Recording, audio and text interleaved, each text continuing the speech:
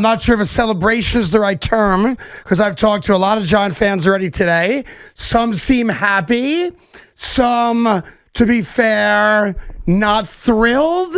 Some even a little disappointed. Seems like we're kind of covering all emotional reactions. I think it's probably a pretty good idea.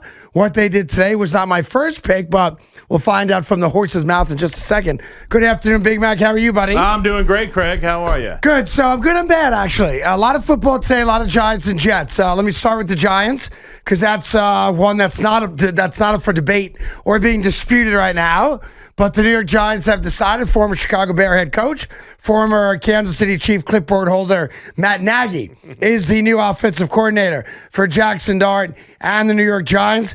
I would have preferred Cliff Kingsbury, but this is not a bad hire. And yet, I've heard a lot of Giant fans today say, not upset about it, right, but also not thrilled. Now, for those Giant fans that are not thrilled, I don't know who they wanted at this stage of the game. I think Todd Monken was the obvious guy you guys all wanted. I think that's the guy John Harbaugh wanted. Right. So I wonder for you, as the resident diehard Giant fan, are you thrilled? Are you Metse? Or are you disappointed? I'm somewhere between thrilled and Metse. All right, that's fair. I would put it exactly how you put it.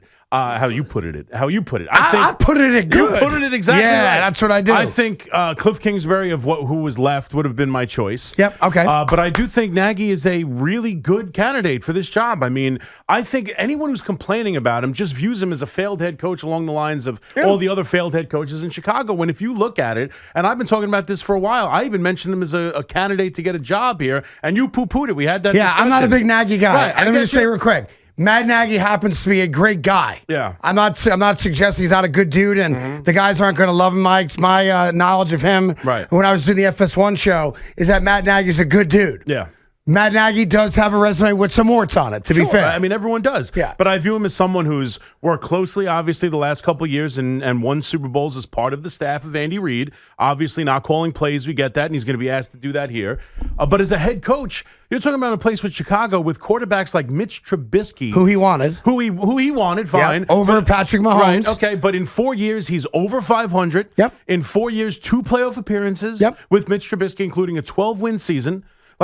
I think that was year one. Year one. Yeah. Year one with Mitch Trubisky, 12 wins, right? Then he got Justin Fields. Yep. We know what his limitations are. He won 6 games with him, and then he got fired. The next coach did worse with Justin Fields. The next coach did worse with Caleb Williams. I think he is a perfectly good, solid NFL guy. He's been a head coach in this league. He's had success as coordinator, as head coach. We're going to find out what kind of level play caller he is, but I don't understand any Giant fan today, and you know where I'm going to go with this.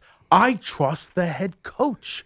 Yeah. And I know it's now it's being reported as possibly his 3rd favorite candidate, right? Obviously, Monken number 1. Charlie Weis Jr., it sounds like some reporting that they tried to get him to come out of college. They certainly talked to him. Right. And obviously the comfort level with Jaxson Dart would have been nice to keep that cohesion going. Sure. But he wants to go be an offensive coordinator in LSU. He's at LSU. He's out Ole Miss with Dart. Right. So he wants to stay in college. So, again, it's not the exact guy. It's not who I would have chosen even from the candidates left. But I don't think this is someone that you could just be overly concerned, overly frustrated, throw away, the honeymoon phase. I've seen that. Well, the honeymoon phase with Harbaugh is over with this disaster. I don't think that's fair. I don't know how you get there. Yeah. This is a competent hire with head coaching experience who did a better job than people would tell you in Chicago, as far as I'm concerned. And I think someone who's worked close with Andy Reid, someone who's worked with quarterbacks like Patrick Mahomes, and someone I expect to do a damn good job here. Well, you have to expect it. Look, and your trust and belief in John Harbaugh, he's done nothing yet for you to say that he's lost that trust. No, and he's in you as a fan. Now, look, it's Matt not like Nagy, Monken's his only coordinator. He's had many coordinators. He's been successful. Matt Nagy's not great. Matt Nagy's not bad. Matt Nagy's a competent coach who's been around the block. Yes. Look, you could point out, as I did online earlier today, that his last 3 years in Chicago, the Chicago offense was bottom 3rd in every statistical category, and you have a great thing to push back on that. Who's his quarterback? Right. But I can't argue that. And he's not choosing, like you said, well, he chose him. That's fine. He's not choosing Jaxson. Yeah, so just go over that. So Ryan Day was the general manager, and when they hired Matt Nagy to be the head coach, Matt Nagy had previously met or had some kind of relationship with Trubisky, and like a lot of people and teams, was very high on Trubisky. Sure. So the story goes, they didn't let him into the interview when the Bears interviewed Trubisky prior to drafting him because they already knew that Matt Nagy was a big Trubisky guy. Now, to be fair, nobody knew what Patrick Mahomes was going to become. But the reality is still the same, that a combination of Ryan Day along with Matt Nagy moved up in the draft and essentially traded with the Kansas City Chiefs for the rights to Patrick Mahomes. They chose Trubisky. Yes. Kansas City became a dynasty. Now, you could put some of that, you have to, on the general manager. And to be fair, I think Matt would say this. Sure. You could put some of it on him. Right. But here's the difference. The difference here, we are led to believe, because it's only been 1 year, and it was not an entire year, although pretty close to it, that Jaxson Dart is better than Mitchell Trubisky. I'd like to think so. That Jaxson Dart is better than Justin Fields. I'd right? like to think so. If he is, then Matt Nagy will be properly judged 3, 4, 5 years from now based on the development of Jaxson Dart. Exactly. So I'm right. with you. I don't think it's let's have a parade reaction. Right. I don't think it should be, oh my God, what's John Harbaugh doing? I think it's middle of the road. Right. I think they got a competent, proven NFL man. Yep. And let's see what he does with the young quarterback. Absolutely right. And, That's all. And to your point about whether or not he chose the wrong quarterback, he's not choosing quarterbacks. He's working with Jaxson He's got Dart. a quarterback. He's not a head coach. We don't have to worry about end-of-game situations. We don't have to worry about the failures in the postseason. He is the offensive play caller, and he is going to help develop this young quarterback that we all believe has all the talent in the world. And I just... again, I'm with you. I probably would have picked Cliff Kingsbury. I would have too. He is not a sexy name. Yesterday we argued about the sexy matchup at the Super Bowl. This is not a sexy hire. This isn't a hire that makes me feel like, oh man, this is a great young staff. But I'll tell you this: if Matt Nagy, does what we hope he does, I've said this before about offensive coordinators. Bye-bye. Don't you think? I think Kingsbury more than Nagy by maybe a little bit. I bet if they by win, a teeny if bit, they but win yeah. 10, 11 games, they go to the He'll be playoffs. a hot Jaxson candidate. Dart, he's going to be a hot candidate for head coaching. But spot. no matter who you hire for that job, that's going to be the case. But I don't know necessarily. If Jaxson Dart has a 4,535 touchdown, 7-pick year, and the Giants go 11-6, and everyone's raving about the Giants offense, I don't care what the dude's name is, that guy very quickly goes to the top of a lot of people's lists. And Cliff Kingsbury certainly would too, no doubt. Now, here's what's interesting about New York football right now. The New York Giants hire a candidate that, again, it's middle of the road. Not everyone loves him. Not everybody's against him. The New York Jets didn't do a damn thing today. And because of an erroneous report on this radio station, erroneous? All of a sudden the New York Jets are in the firing squad again. How could the Jets do this? Now, I want to be fair to Sean Marash. I believe that Sean Marash got a phone call or somebody told him what he reported today. So this is not a shot at a colleague. I believe that he got information and he went with the information he got, although an unvetted source perhaps, and didn't talk to the Jets perhaps, but the guy that he talked to, he knows well enough or thinks highly enough, let me run with it. But there's just some fundamental problems with the story out there that, again, are trying to make my Jets, who already do enough on their own, try to make them look like a more incompetent, more laughable clown show. So let me just address some of the things that were said on this radio station today and push back on some, if not all of them. Okay. All right? Number one, this might be the first offseason in a long time, Woody Johnson has been 100% hands off this offseason. He has not meddled in what Aaron Glenn wants to do with this coaching staff. He has not met face-to-face with Aaron Glenn and told him, I don't care who you want to hire. You're not allowed to hire that guy because I'm paying you too much money already. So just the first factual mistake is that Woody Johnson has meddled in Aaron Glenn's decisions with his coaching staff this offseason. That's one. Okay. Number two, there was a report, and if at any point I'm misquoting, please stop me, okay? Yeah.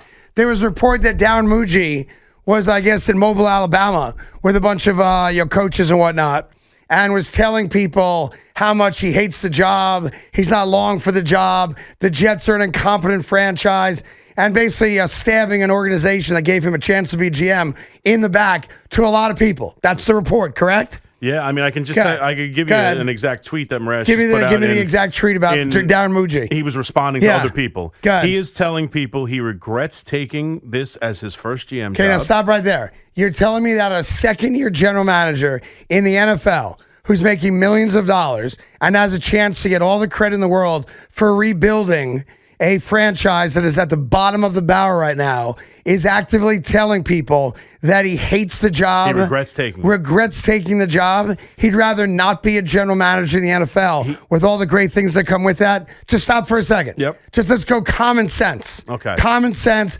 Take all opinions of the Jets out of this. Does that make any common sense to you? That a second-year general manager is going to go to a variety of people in the NFL and tell them how much he hates his job and how the owner's a clown? Does it just common sense? It doesn't sound like a productive way to keep your good standing inside the NFL. Just answer the question. Yes. Common sense, does that make sense?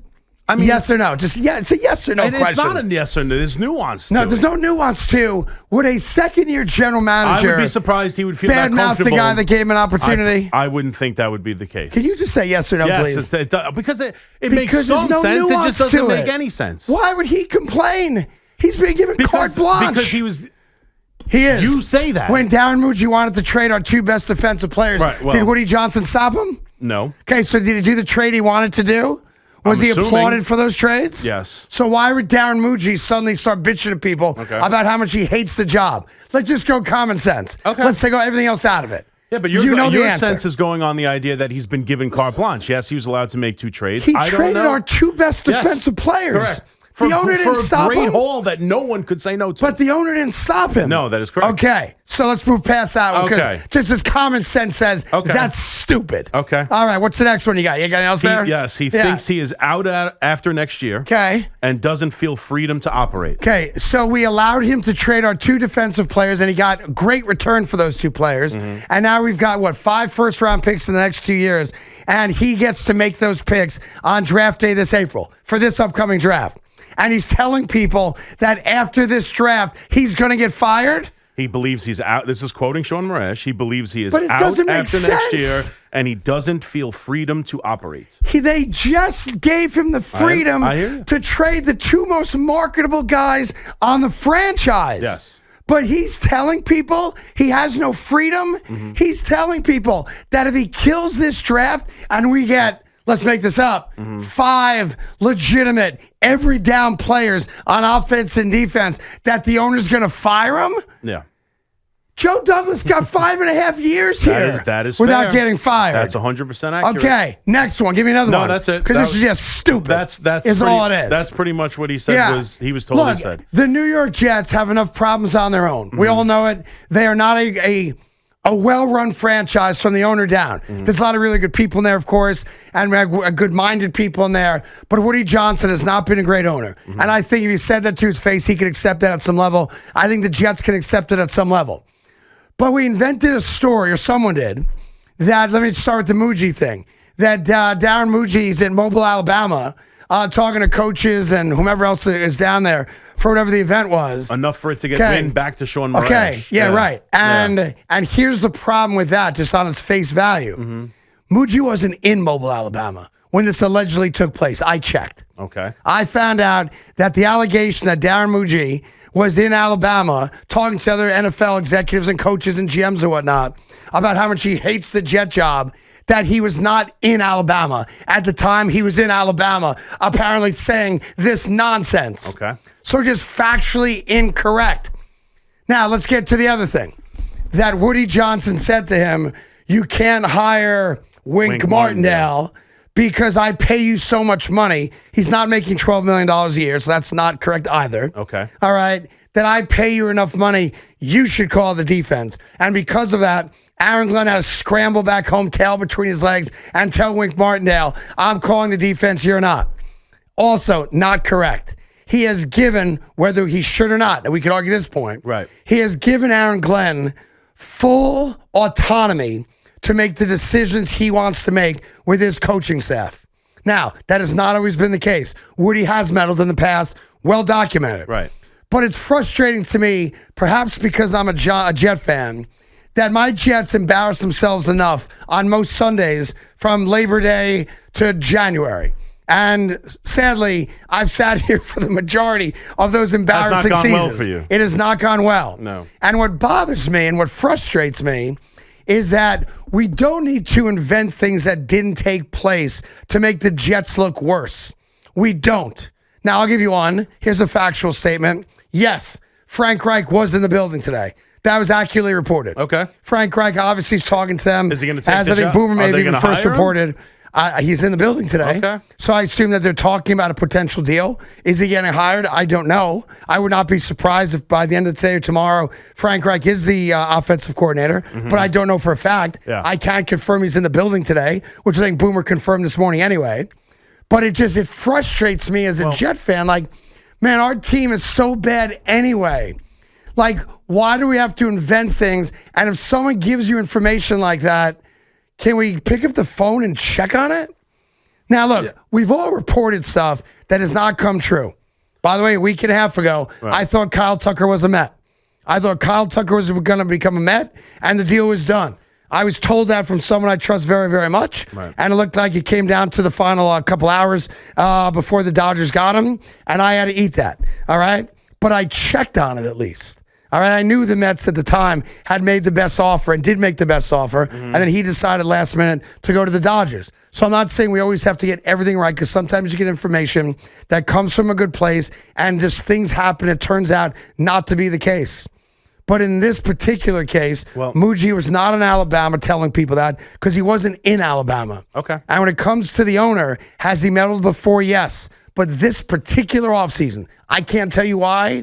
He has not meddled. Okay. Well, can I say the Muji stuff? Go. I don't disagree with you. That, to me, it seems odd that he would immediately, and you're right, he was given the freedom to make trades. He's going to have a draft now with 5 picks in the next 2 years. Like, the idea that he is open enough to just tell anybody who will listen that he's frustrated with Woody and the ownership and he thinks he's out, that seems odd to me. I'm surprised. All right, so we can put that one to the side. Let's put that to the side. Good. So one for the one. Woody meddling stuff, like, yeah, I appreciate what you're saying. Yeah. And I'm sure you've talked to significant people that you believe. Or else I wouldn't be saying this on the radio. Of course. Correct. But it's hard for me. Good. There is enough smoke there. And I'm not saying Sean's right, you're right. I'm just saying there is enough smoke with what's gone on here that it doesn't make sense to me how the coach would operate this way. Okay. Like, why would the coach reach out to John Gruden to possibly join the offensive staff? You said that it's him. I have no reason to disbelieve what you said.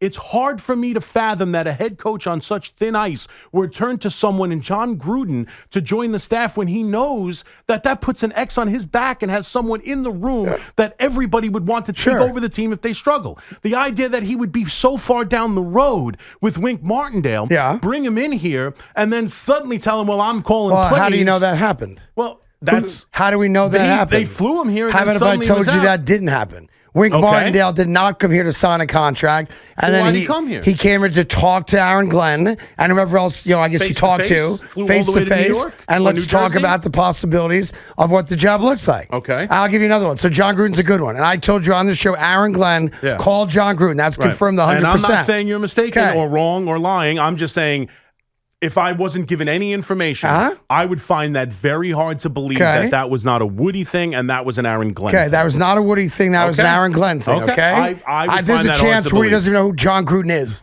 I think that's a possibility. Okay. I'll do you one better. You don't think Frank Reich is a threat to Aaron Glenn with his resume? No. You don't? Not the same. Former head coach? Multiple failure head coach. Older in years. Got screwed in Indianapolis because his quarterback retired. I don't think the fan base, and maybe Aaron Glenn isn't aware of this because he says he knows the fan base and he knows the media. Yeah. Maybe he doesn't. But the fan base would not be clamoring for Frank Reich to take over the team the way it would for I guess John if the Gruden. offense looked good and the defense maybe. It's not the same thing. He's a Super Bowl winning head coach who's beloved by everyone because he's glib and funny. Right. Like, Frank Reich is viewed as an older gentleman who's failed twice as a head coach.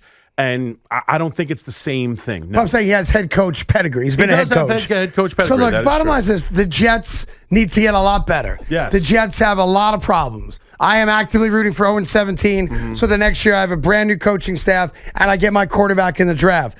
But it pains me that we have to, and again, I'm not saying Sean invented anything. I want to be very clear about that. I believe someone told him this information and he ran with it like I would have if I were him too. So this is not me versus Sean at all. I get the fact that someone he trusts gave him this information. Unfortunately, none of it was accurate.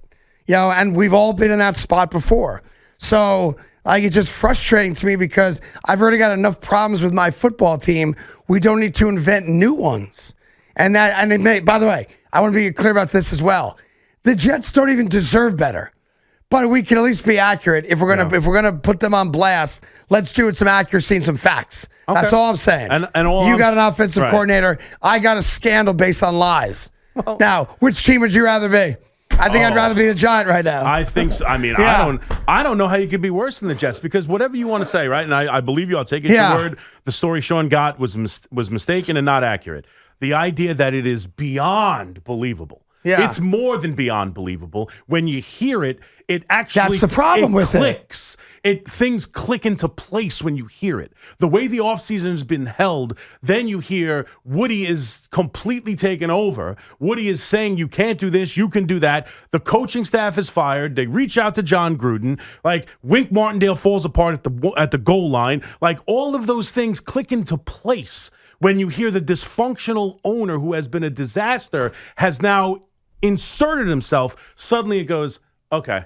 Like I kind of understand what's going on now. By the way, that's their own fault. But I agree. Their own fault. I agree, and that's the problem with any kind of crazy story now about the Jets is the Jets have been so bad that any story that we put out there is at least partially believable because it is the Jets. Right. Like I could see Woody doing that, and that type of thing. And you're right. Joe Douglas was given a lot more time. But how did Joe Douglas leave? And what do you think his opinion of Woody Johnson is right now? And do you think he would say by the end of his tenure, which granted was a hell of a lot longer than I would think he should get on his knees in front of Woody Johnson because Woody Johnson allowed Joe Douglas to do everything and anything he wanted. He was never told no. Joe Douglas was never told no. Joe Douglas has a different story than that. Well, he's never told it. Right? What have you heard Joe Douglas say a word about the Jets? I haven't. Yeah, I think Joe Douglas has done some post-stuff I haven't. interview. If I missed it, I missed it. Okay. I know that Joe Douglas wasn't talking until last May because he was under contract. I know that. But I've not seen Joe Douglas take a shot at Woody Johnson. Joe Douglas, sadly, was a failed general manager. And I like Joe Douglas a lot. But we never won more than 7 games with Joe Douglas as general manager. Right? So you could blame some on him, some on Robert Saleh. He failed on the quarterback. Some on the owner. But Joe Douglas had a 6-year contract and got fired in his 6th year after fooballing the franchise with a move that we all supported. Get Aaron Rodgers. Aaron Rodgers is healthy, going to change the entire franchise around. But it was also Joe Douglas that when he spoke to Aaron Rodgers said yes, sir, and no, sir. Please, sir, may I have another, sir? I want you to sign Alan Lazard. Yes, sir, I'll sign him right away. I want you to sign this guy. Yes, sir, I'll sign him right Randall away. Cobb, yep. Let's not pretend like Joe Douglas doesn't have dirt on his knees. Of course. Because he does. But we're talking football, and that makes us happy. There we go. And your hair looks good today. Well, yeah, see, no You gel. got it. Straight up. Straight up. I don't think so. Yeah, it's straight up. No, it's better than yesterday. Well, it's better than yesterday. It's just the gel I made it. stopped gelling it, dude. I don't know because it got looks gelled good a little bit. By the way, you may have seen the NFL also announced more international games. More on that coming up. I did find it interesting that we are going to be playing football in France. Football in France. Did you see that? Yes. Yeah. Yeah. Did you see the big story in France today? I did not. I know the Saints are going to be the host team. I think, is that right? Because they speak French. Yeah, well, the Fleur de Lis, down there. I guess the New Orleans. I hate the international French games. Quarters. There's a game in Australia this year. Really? Game in France this year. Yep. Game in Madrid this year. Game in I think Rio de Janeiro. That's Brazil this year. But you didn't see the big French story today? No. Other than the game's going to be there. No. Really surprised you missed it. You honestly didn't see it. About France? About France, yeah. You didn't see it? Sports related? Yeah. Well, I guess loosely. Loosely. Okay. Loosely based on sports. I did not see a story involving. You did not? No, I missed the French. That really disappoints I'm sorry. me. I have to tell you, that really, really disappoints me. Do they have a World Baseball Classic team? No, France doesn't. No. I don't think so. Do you want me to tell you the story in France, or do you want me to wait on it? It's up to you. I mean, it's a pretty fascinating story. You might want to hear it. I love being fascinated. Do you like being fascinated? I do. All right. I'm on the constant hunt for fascination. I'm not bringing it up on my phone. I apologize. That's okay. Here it is. 24-year-old man. Mm-hmm. How do you pronounce it? Toulouse, France? Toulouse? Probably. Toulouse? Toulouse. Anyhow, 24-year-old guy in Toulouse, France, admitted to the emergency room yesterday. Okay. With a World War I era artillery shell in his rectum. Damn near killed him. How did I miss this story? Yeah, the hospital was partially evacuated. Police and firefighters swarmed the scene. Bomb disposal experts were called in and determined the risk of explosion was low as the device was a collector's item and not primed to detonate easily inside the body. They performed surgery and they removed the 8-inch long Oh my God. artillery shell dating back to World War I. And now you know the rest of the story. Good day. People are amazing. Yeah. I don't. Why would you stick a World War I Yeah, relic? relax. Be careful. Be careful. I'm just saying. I don't know where you're going. Just be careful. Well, that's all. You get it. Yes. Why would you choose a World War I No, relic? like a toothbrush, I understand. Well, but an artillery shell. I mean, makes vegetables, no sense. butternut squash. Like these are all things. Butternut squash. Like these are all things I've heard of. Amazingly enough. Hot light bulbs. You can stop there. Yeah. You can stop there. It's good. You made your point. No. Okay, all right. You're good, Shock Jock. You're good. I'm the shock jock. Look at all your phone calls. It's going to be a very special day here. You can tell. 888-808-1019. Giant fans, your thoughts on getting a Matt Nagy. Jet fans, your thought on invented nonsense to make us look even worse than we already are. Lots cooking on a Tuesday, Super Bowl week, right here with Big Mac and Carton on the Fan.